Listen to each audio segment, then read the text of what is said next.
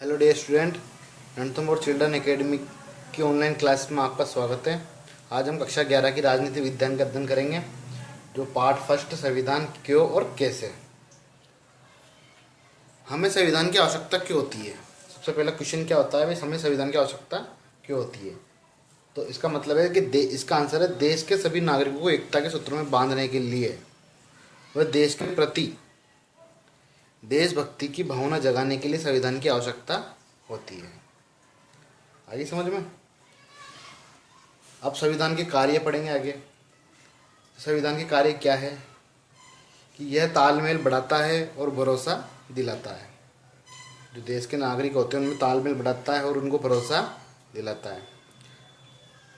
संविधान बुनियादी नियमों का ऐसा समूह उपलब्ध करवाता है जिससे समाज के सदस्यों में एक न्यूनतम समन्वय और विश्वास बना रहे।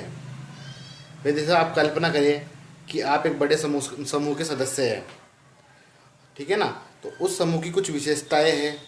उस समूह के सदस्य एक दूसरे से अनेक तरह से भिन्न होते हैं। उनकी अलग अलग धार्मिक निष्ठाएं होती है। कोई हिंदू होता है, कोई मुसलमान होता है, कोई सिख होता है, कोई ईसाई होता है। कोई ऐसे भी होते हैं जो धर्म को नहीं मानते।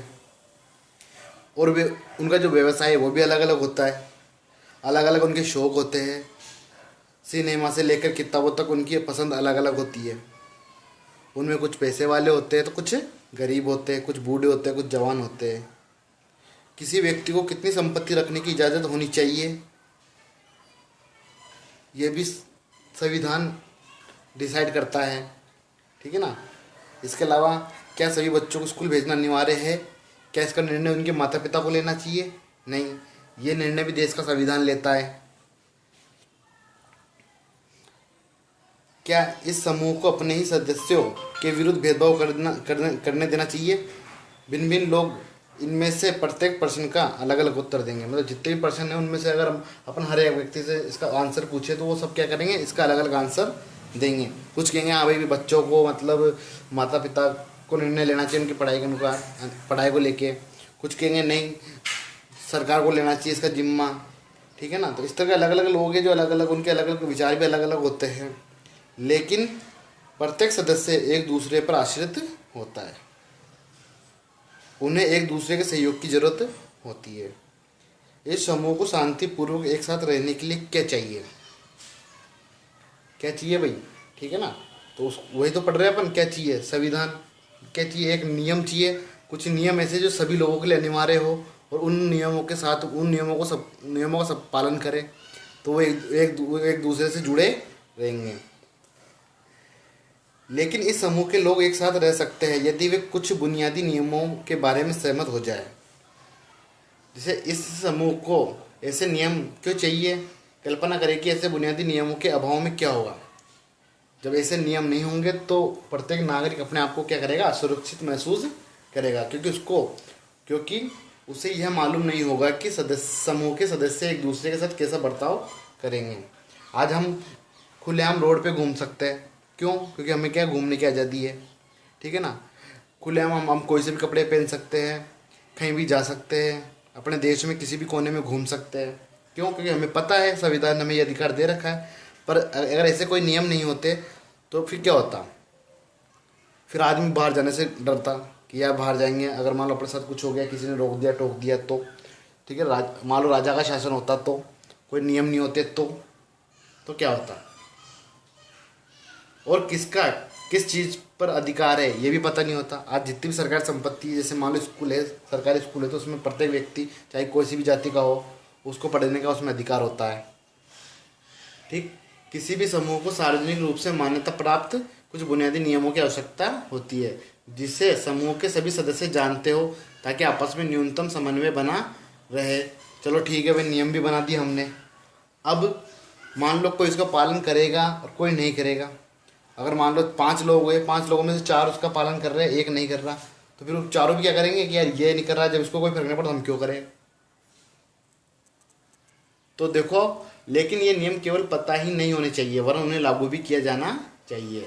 यदि नागरिकों को यह विश्वास न हो कि दूसरे नागरिक भी उन नियमों का पालन करेंगे तो उनके पास भी उन नियमों को पालन करने का कोई अधिकार नहीं होगा। लेकिन जब यह कहा जाता है कि उन नियमों को न्यायालय में लागू किया जाएगा।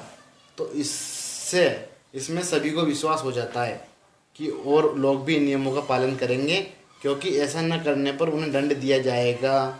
इसलिए संविधान का पहला कार्य क्या है कि संविधान का पहला काम यह है कि वह बुनियादी नियमों का एक ऐसा समूह उपलब्ध कराए जिससे समाज के सदस्यों में एक न्यूनतम समन्वय और विश्वास बना रहे। संविधान का अगला कार्य है समाज में निर्णय लेने के पास किसके पास होगी। समाज में निर्णय लेने की शक्ति समाज में निर्णय लेने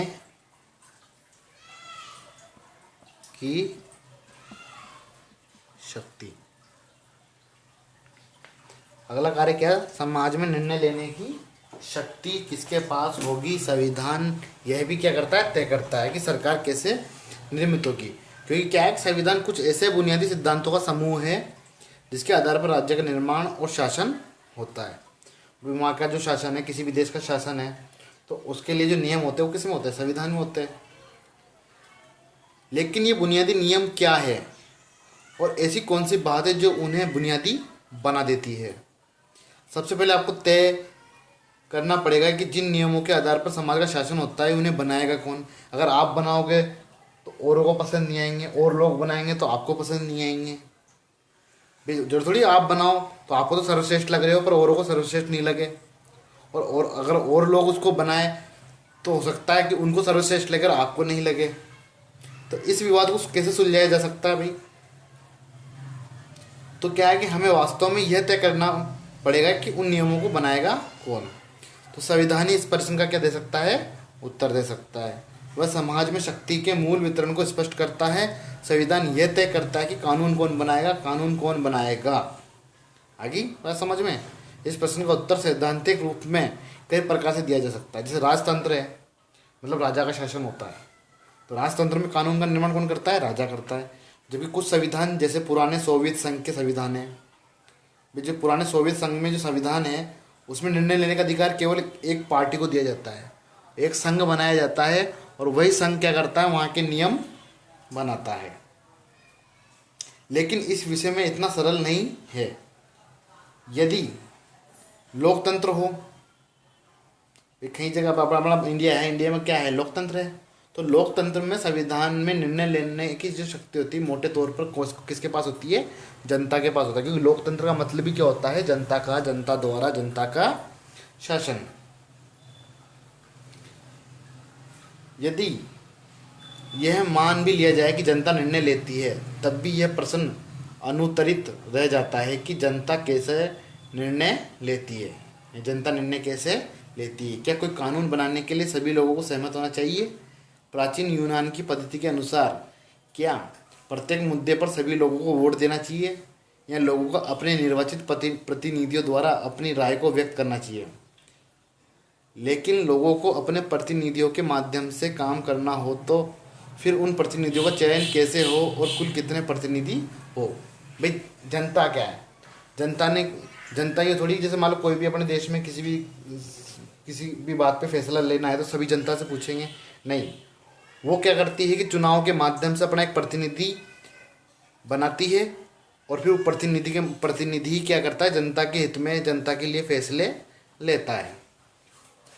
और उस प्रतिनिधि का जो चुनाव है वो भी कौन करती है, जनता करती है। जैसे उदाहरण के लिए भारतीय संविधान में यह स्पष्ट किया गया कि अधिकतर कानून संसद बनाएगी और इस संसद का गठन भी एक विशेष प्रकार से किया जाएगा। किसी समाज में कानून कैसे है इसे देखने के पहले उन कानूनों को बनाने का अधिकार रखने वालों को पहचानना होगा। भाई जैसे किसी भी देश में कोई कानून है, ठीक है ना, भाई इस देश में ये कानून, तो पहले तो यह पता लगाना पड़ेगा भाई कानून बनाता कौन है।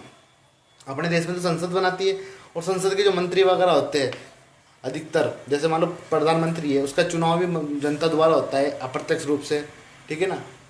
इसके अलावा एमएलए वगैरह, एमपी वगैरह, अपने वार्ड का भी मान लो फैसला, जिस वार्ड में रहते हैं, मोहल्ले में रहते हैं, उस वार्ड का जो सरपंच होता है, पंच होता है, वार्ड पार्षद होता है, उसका चुनाव भी अपन वोट दे के करते हैं। अपने मोहल्ले में लाइट आ रही नहीं आ रही, नल की व्यवस्था, पानी की व्यवस्था, लाइट की व्यवस्था सब कौन देखता है, वार्ड पार्षद देखता है। अपन ने एक प्रतिनिधित्व बना दिया। तो पहले उसे यह अधिकार देने वाला कोई कानून होना चाहिए, यह काम संविधान करता है। संविधान यह सत्ता है जो सर्वप्रथम सरकार बनाती है। भाई क्या है संविधान? अब अपने क्या पढ़ा कि समाज में निर्णय लेने की शक्ति किसके पास होती है? संविधान के पास होती है। यह भी तय करता है कि सरकार कैसे निर्मित होगी। अब अपने संविधान में क्या है? अपना जो भारत का संविधान है उसमें क्या है कि जो चुनाव होते हैं वो जनता द्वारा होते हैं। जनता के बहुमत से चुनाव किए जाते हैं और वो प्रतिनिधित्व भी जनता के द्वारा बनाया जाता है। अपन को कैसे पता लगा भाई? अपने देश में कैसे पता लगा कि सरकार कैसे बनेगी, चुनाव कैसे होते हैं? क्यों? कि अपना देश का संविधान है और संविधान में लिखा गया है कि लोकसभा राज्यसभा के चुनाव होते हैं और जो प्रतिनिधि वो जनता के द्वारा चुना जाता है। और अपनी जो देश की सरकार है वो लोकतंत्र और गणतंत्र और लोकतंत्र सरकार है। और यहाँ की जो संविधान की जो पूरी शक्ति है वो जनता के हाथ में होती है। ठीक है ना? तो आज के लिए इतना ही, बाकी अगले कक्षा में पढ़ेंगे। धन्यवाद।